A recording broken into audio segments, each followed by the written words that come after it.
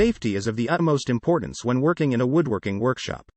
In this video, we'll be covering some basic safety tips to keep in mind when working with wood and tools. The first step in staying safe in the workshop is to wear the appropriate personal protective equipment. This includes safety goggles to protect your eyes from sawdust and flying debris, as well as ear protection to protect your ears from loud noise. Another important aspect of safety is to use the appropriate tools and accessories. For example, when using a table saw, it's important to use a push stick or a push block to guide the wood through the saw.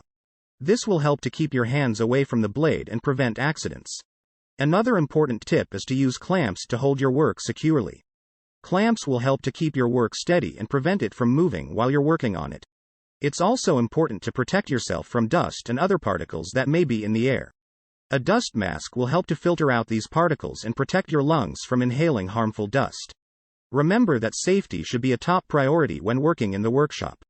Take the necessary precautions, use the right tools and accessories, and always pay attention to what you are doing. By following these basic safety tips, you can work safely and create beautiful and functional woodwork. So be safe, be aware. Check the description below to learn the art of woodworking with ease. Happy woodworking!